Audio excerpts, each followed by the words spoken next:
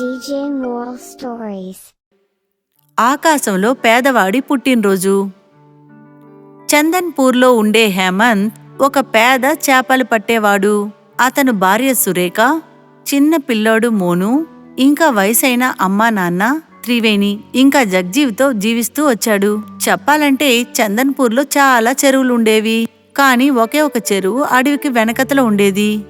అది గ్రామం నుంచి చాలా దూరాన్న ఉండేది. ఆ చెరువులో చాలా చేపలుండేవి. కాని ఆ చోటుకి హేమంత్ తప్ప చాలా మంది వెళ్లేవారు కాదు. హేమంత్ ఎంతో కష్టపడి ప్రతిరోజు అంత దూరం వెళ్లేవాడు, ఇంకా చేపలు పట్టేవాడు. ఎలాగో ఈరోజు నేను పెద్ద చేపలు చిన్న చేపలని చాలా చేపలు పట్టేశాను. లేదంటే ఈరోజు నా వ్యాపారమే ఏమీ లేకుండా పోయి ఉంటుంది. అదృష్టవంతంగా ఆ రోజు ఆ వ్యాపారం బాగా సాగింది. అతను ఎంతో సంతోషంతో ఇంటికి వెళ్ళాడు. అప్పుడే తన కొడుకు మోను తన దగ్గరకొచ్చి ఏం చెప్పాడంటే, నానా మీకు తెలుసు కదా, వచ్చే వారం నా పుట్టినరోజు వస్తుంది. ఈసారి నా పుట్టినరోజుని నేను బాగా సెలబ్రేట్ చేయాలి. నాకు కేకు, కొత్త డ్రెస్సు, తర్వాత రుచైన స్నాక్స్ కూడా కావాలి. ఇవన్నీ నువ్వు నాకు కొని పెడతావు కదా నాన్నా? ఖచ్చితంగా నా బంగారం, నువ్వు నా వంశానికి ఒకే ఒక వారసుడివి. దానికోసం నీ ఆశలన్నీ నెరవేరుస్తాను. ఇదిగో, మీకేవి కావాలో అవన్నీ తీసుకోండి. కానీ నాకు ఇష్టమైన బాదాం స్వీట్స్ ఖచ్చితంగా తీసుకోండి. చాలా రోజుల నుంచి అది తినాలని నాకు ఆశగా ఉంది. సరే మా, నేను మీకోసం వెళ్ళి అది బాదాం స్వీట్ ఎక్కడుందో కొనుక్కొస్తాను. ఎందుకంటే ఆ కొట్టు ఎక్కడుందని నాకు తెలియదు కదా, అది నాన్నగారికి మాత్రమే తెలుసు. నేను కూడా వస్తాను బాబు. హేమంత్ సురేఖను వాళ్ళ కొడుకు పుట్టినరోజును తలుచుకొని చాలా సంతోషపడ్డారు. ఇక చూడమ్మా, ఈ సంవత్సరం మన కొడుకు పుట్టినరోజుని బాగా గ్రాండ్ గా మనం సెలబ్రేట్ చెయ్యాలి. ఎందుకంటే మనకున్నది ఒకే ఒక కొడుకే కదా. అవునండి, నిజమే. మన బంగారతను, మన మోలు. 3 రోజుల తర్వాత ఎప్పటిలాగే సూర్యుడు ఉదయించక ముందే హేమంత్ చేపలు పట్టడానికి అడవికి వెనకవైపు ఉన్న చెరువుకు వెళ్ళాడు. అప్పుడే అతను అక్కడ చాలా మంది గుంపుగా నుంచోవడం చూశాడు. ఇది అందరూ అతని రాక కోసమే ఎదురు చూస్తున్నట్టు అనిపించింది. అదిగో, మన గ్రామ పెద్దే వచ్చారు చూడండి. మన గ్రామాన్ని అంతం చేయాలి అనుకున్న తరువాత ఇంతమందిలో తన మొహాన్ని చూపించడానికి ఎలా వచ్చారో చూడండి. తనకి ఎంత ధైర్యం ఉండుండాలి.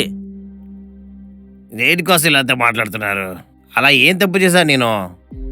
అరేరేరే, నువ్వు ఊరికే నాటకం ఆడద్దయ్యా. నువ్వు ఎవరు, ఏం చేస్తావు అంతా అందరికీ ఇప్పుడు తెలిసిపోయింది. చాలా మంచోళ్ళలాగంతా నటించమాకేంటి? రాజా విక్రమ్ సింగ్ దర్బార్కి ముందు రా. నీ తప్పును నువ్వు ఒప్పుకో, అదే నీకు చాలా మంచిది. గ్రామం వాళ్ళు హేమంత్ మీద నింద మోపారు. ఇంకా గ్రామపు రాజా విక్రమ్ సింగ్ దగ్గరికి తీసుకువెళ్లారు. రాజా కోపంతో హేమంత్ దగ్గర ఏం చెప్పాడంటే, అరే వెధవా, అడవి వెనకాల ఉన్న చెరువు తప్ప గ్రామంలో ఉన్న ప్రతి చెరువు నాశనమైపోయింది. ఆ చెరువుల్లో ఉన్న చేపలు, వేరే ప్రాణులు అంతా చంపటం కోసం నువ్వే విషాన్ని కలిపావు. నీ చేపల వ్యాపారం బాగుండాలనే ఉద్దేశంతో ఇలా చెరువుల్లో విషాన్ని కలిపావు. అది తప్పు కదూ. అందులో నువ్వే కదా రోజు చేపలు పట్టుకుంటూ ఉన్నావు.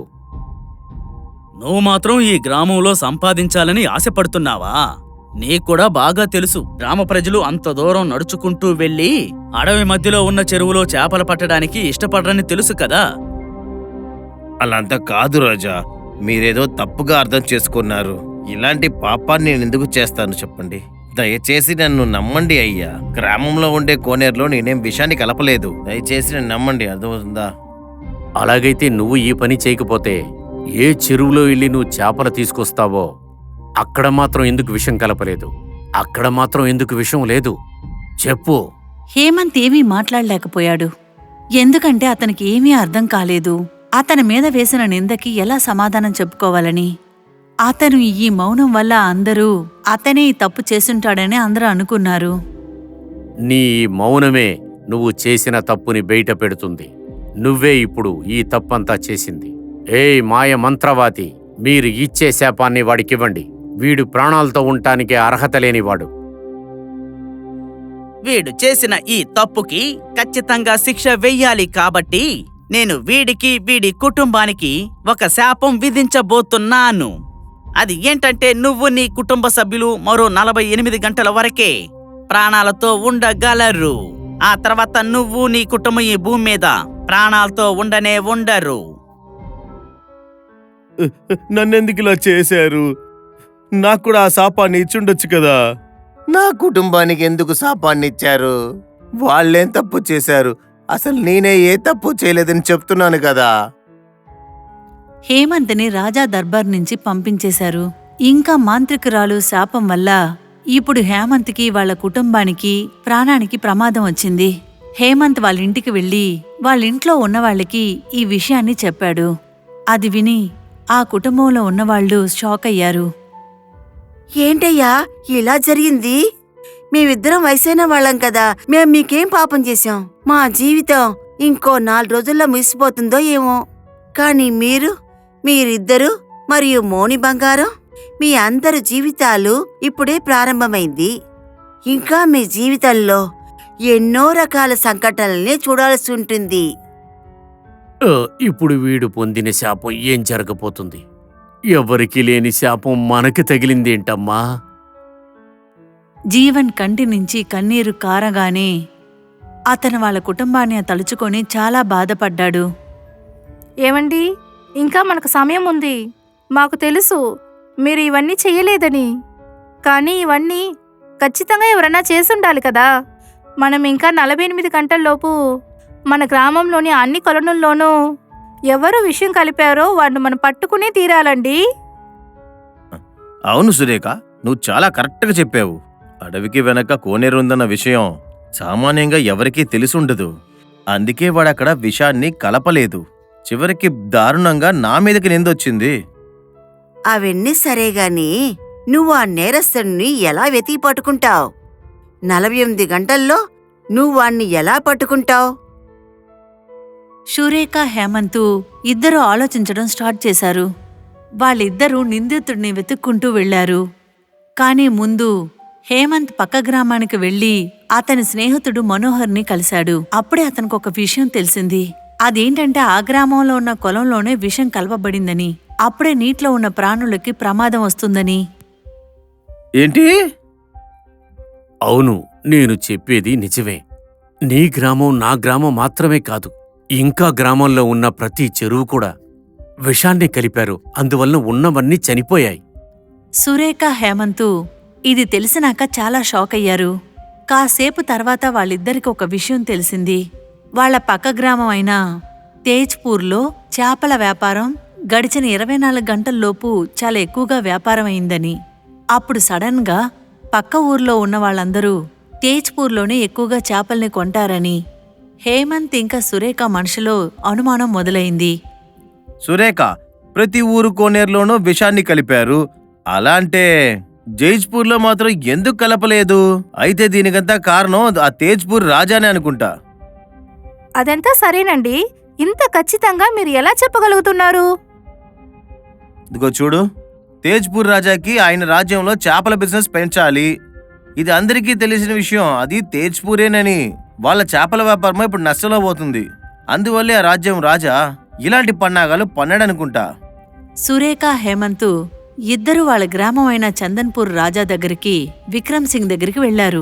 ఇంకా మాంత్రికుడు లంబాడి దగ్గర చెప్పి దర్బార్లో అందరి ముందు తేజ్పూర్ రాజా ఒక్క గదిలో జరిగిన సంఘటనని చూపించమన్నాడు. అప్పుడు మాంత్రికుడు లంబాడా తన మంత్రాలతో సంఘటనని చూపించాడు. ఇంకా ఆ సంఘటనలో తేజ్పూర్ రాజా తన అధిపతితో ఏం చెప్పాడంటే, సేనాపతి, నేనే మన గ్రామాల్లో ఉన్న చెరువుల్లో విషాన్ని కలపమని చెప్పి ఎవరికైనా ఈ గ్రామంలో ఉన్న వాళ్ళకి తెలియకూడదు.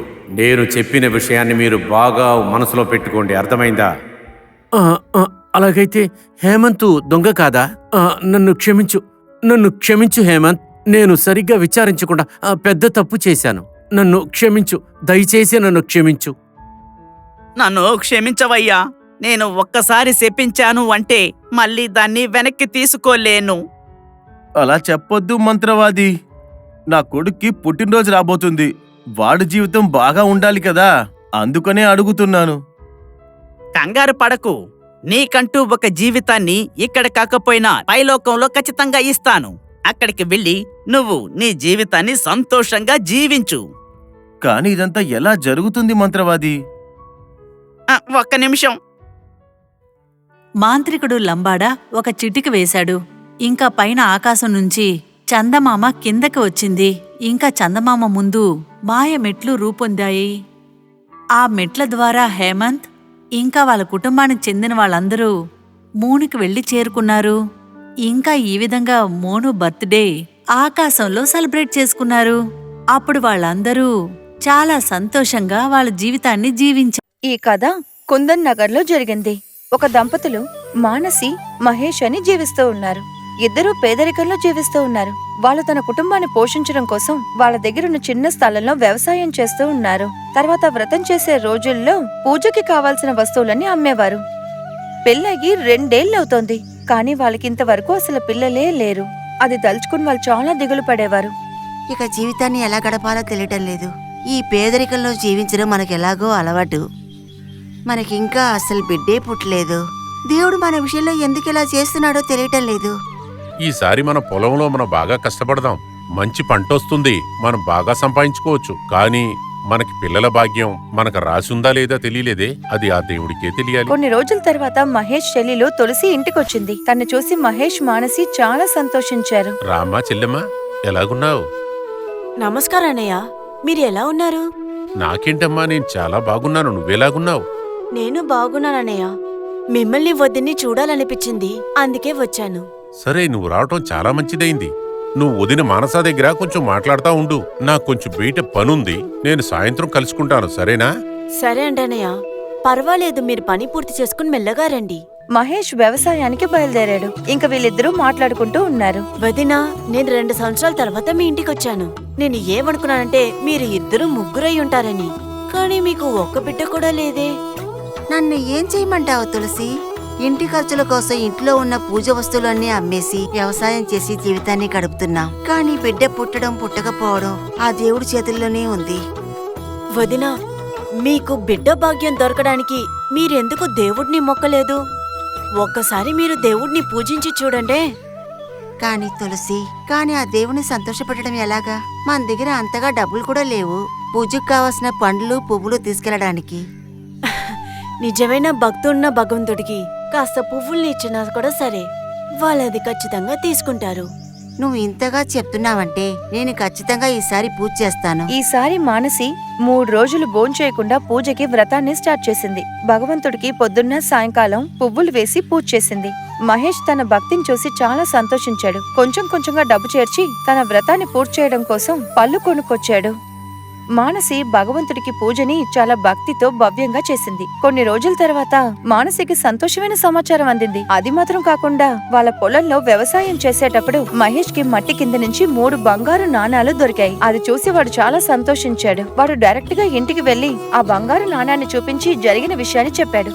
అది విన్న మానసి భగవంతుడికి కృతజ్ఞతలు చెప్పుకుంది. మీకు ధన్యవాదాలు దేవుడా. మీరు మా వృత్తిలో ఏర్పడిన సమస్యల్ని తొలగించారు. ఇప్పుడు మాకు ఒక బిడ్డని ప్రసాదించండి. మహేష్ గ్రామంలో పచారీ కొట్టు ఒకటి తెరిచారు. ఆయనకి మంచి వ్యాపారం కూడా అయ్యింది. 9 నెలల తర్వాత ఒక అబ్బాయి కూడా పుట్టాడు. వాడికి వాళ్ళు రామ్ అని పేరు పెట్టారు. మానసి, మహేష్ భగవంతుడికి భక్తులుగా మారిపోయారు. ప్రతి సంవత్సరం మానసి వ్రతం ఉండి భక్తితో భగవంతుడికి పూజ చేస్తూ ఉండింది. అలా ఎన్నో సంవత్సరాలు పారిపోయాయి. ఇంకా రామ్ తన +2ని కూడా పూర్తి చేశాడు. వాడు విదేశాలకు వెళ్లి కాలేజ్లో చదువుకోవాలనుకుంటున్నాడు. ఇక్కడ చూడు బాబు, మేము నిన్ను వదిలి ఉండలేం బాబు. నువ్వు ఫారిన్కి వెళ్ళటం అది కరెక్టా కాదా అని ఆ తీర్మానం మీ అమ్మగారే చెప్తుంది. ఇది నీ చదువు సంబంధించిన విషయం అన్నందువలన మేము ఆపలేము. ఆ దేవుడు మనకు అంత ఆదాయం ఇచ్చారు. నిన్ను పొరుగురికి పంపించి చదివించే డబ్బులు మన దగ్గర ఉన్నాయి. కానీ అక్కడికి వెళ్ళిన తర్వాత మన ఆచారాలని మర్చిపోవద్దు. ఎప్పుడూ దేవుడి నమ్మకంతో ఉండు. ఖచ్చితంగా అమ్మా, మీరు చెప్పిన అన్ని విషయాల్ని నేను చేస్తాను. వాళ్ళు రాముని విదేశాలకి కాలేజ్లో చదవడానికి పంపించారు. వాడు కూడా అక్కడికి వెళ్లి బాగా చదువుకున్నాడు. కానీ హాస్టల్లో విదేశాల పిల్లలతో ఉండి వాడు కొంచెం కొంచెంగా భారతదేశ పద్ధతుల్ని మర్చిపోయాడు. వాడికి దేవుడి మీద ఉన్న భక్తి ఇవన్నిటినీ కొంచెం కొంచెంగా మర్చిపోయాడు. పూజ చేసే రోజు దగ్గర పడేటప్పుడు మానసి వాడికి ఫోన్ చేసింది. ఇలా చూడు రామ్, పూజకు సమయం దగ్గర పడింది. నువ్వు త్వరగా లీవ్ పెట్టి ఇంటికి రావాలి. నువ్వు ఖచ్చితంగా ఆ పూజలో కలుసుకోవాలి. ఎందుకమ్మా నేను దాంట్లో ఎందుకు వచ్చి కలుపుకోవాలి? ఎలాగా 2 నెలల తర్వాత నేను అక్కడ రాగలను కదా. లేదు బాబు, అలా చెప్పకూడదు. దేవుడికి కోపం వస్తుంది. నిన్ను రమ్మంటున్నాను, రావాలి. అప్పుడు సరే అమ్మా. రామ్కి ఇష్టం లేకపోయినా కాలేజ్కి లీవ్ పెట్టి గ్రామానికి తిరిగొచ్చేశాడు. ఇలా చూడు రామ్, రేపు పూజలో నువ్వు మాతో పాటు పాల్గొనాలి. మన దగ్గర ఇప్పుడు ఉన్నది ఆ దేవుడి కృప మాత్రమే.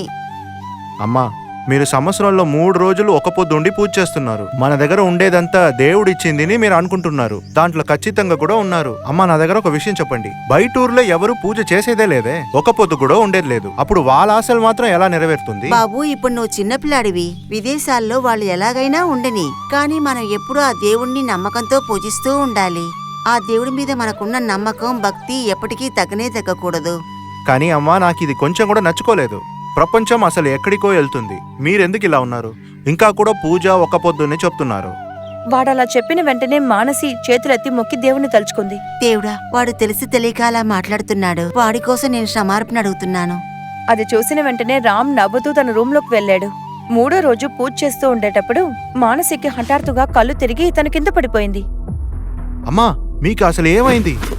మానసికి నయం అవ్వలేదనేసరికి రామ్ అమ్మని ఎత్తుకుని డైరెక్ట్ గా హాస్పిటల్ కి తీసుకువెళ్లాడు. డాక్టర్ ఒక ఇంజెక్షన్ వేశారు. కాసేపు తర్వాత ఆవిడ కళ్ళు తెరిచింది. ఆవిడకి జ్వరం చాలా ఎక్కువగా ఉండింది. అది కొంచెం కూడా తగ్గలేదు. అది చూసి తండ్రి కొడుకులిద్దరూ చాలా బాధపడ్డారు. ఆవిడని 5 రోజులుగా చాలా డాక్టర్స్ దగ్గరికి తీసుకువెళ్లారు. కానీ ఆవిడికి ఆరోగ్యపరంగా అసలు ఏవీ నయం అవ్వలేదు. ఆవిడ మంచం మీద నుంచి అసలు లేవలేకపోయింది. నానా చాలా డాక్టర్ని చూసి మంచి మంచి ట్రీట్మెంట్ ఇచ్చి చూసేసాం, కానీ అమ్మ విషయంలో ఏ ఒక అభివృద్ధి లేదు కదా. ఇప్పుడు నేనేం చేయడం ఏం అర్థం అవ్వలేదే. ఇక్కడ చూడు రామ్, నాకేమనిపిస్తుందంటే ఇదంతా దేవుడు చేసేదే అనుకుంటున్నాను. నీకు ఒక పాఠం నేర్పించడానికే వాళ్ళు ఇలా చేస్తున్నారనుకుంటాను. కానీ విషయం అలా వెళ్తుందంటే నన్ను శిక్షించేది వదిలేసి అమ్మని ఎందుకు ఇంత కష్టపడుతున్నారు? ఎందుకంటే నువ్వు మీ అమ్మ మీద ప్రాణాలే పెట్టుకున్నావని వాళ్ళకి తెలుసు. కానీ ఆ దేవుడు మీ అమ్మ మూలంగా నిన్ను శోధిస్తున్నాడు. నీకొక విషయం తెలుసా? ప్రారంభంలో చాలా సంవత్సరాలు మీ అమ్మకి పిల్లలే పుట్టలేదు. అప్పుడు మేము చాలా కష్టపడేవాళ్ళం. దాని తర్వాత మీ అమ్మ దేవుడికి వ్రతాలంతా చేసింది, ఎన్నో పూజలు చేసింది. ఆ సంవత్సరంలోనే నువ్వు మాకు పిల్లోడుగా పుట్టావు బాబు. మాకు సంతోషంతో పాటు అదృష్టం కూడా వచ్చింది. నేను మన పొలంలో దున్నుతున్నప్పుడు నాకు 3 బంగారు నాణ్యాలు దొరికాయి. దానివల్లనే మన జీవితం ఇవాళ ఎంతో గొప్పగా ఉంది బాబు. నిన్ను ఫారినికి పంపించి చదివించేంత గొప్పగా ఉన్నాం. నా వల్ల మీకు చాలా చాలా కష్టాలు వస్తుంది. అమ్మకి ఇంత పెద్ద ఒక కష్టం వస్తుంది నేను ఎదురు చూడలేదు. మీరు బెంగపడకండి నాన్న, నేనే దేవుడికి పూజ చేసి వాళ్ళకి సంతోషం తెప్పిస్తాను. మీరు నాతో పాటు రండి. మనం ఇప్పుడే పూజకి కావాల్సిన వస్తువులు తీసుకుని మనం పూజని మొదటి పెడతాం. అలా చెప్పి రామ్ మహేష్ తో కలిసి మార్కెట్ కి వెళ్లి పూజ సామాన్లన్నీ కొనుక్కొచ్చారు. ఇంకా ఇంట్లో పూజ చేయడం స్టార్ట్ చేశారు. భగవంతుడి దగ్గర క్షమాపణ అడిగాడు. వాడు అమ్మ ఆరోగ్యాన్ని నయం చేయమని మొక్కుకున్నాడు. దేవుడా, నేను చేసిన తప్పుకు నన్ను క్షమించుకో. మా అమ్మని ఎప్పుడులాగా ఆరోగ్యంగా మార్చేయి. నన్ను కూడా ఒక వ్యక్తిగా ఒప్పుకోండి దేవుడా. మనస్ఫూర్తిగా ఆడు మొక్కుకుంటున్నప్పుడు వెనకాల మానసి గొంతు వినిపించింది. బంగారం, నేను బాగానే ఉన్నాను, నన్ను చూడు. అమ్మని చూసి రామ్ సంతోషపడి కౌగులించుకున్నాడు. ఆ రోజు నుంచి వాడు భగవంతుడికి నిజమైన భక్తుడిగా మారిపోయాడు. విదేశాలకు వెళ్లిన తర్వాత కూడా వాడు భగవంతుడికి మనస్ఫూర్తిగా పూజ చేసుకున్నాడు. ప్రతి సంవత్సరం సరిగ్గా పూజ చేసే సమయానికి ఇంటికి పూజకొచ్చేస్తాడు.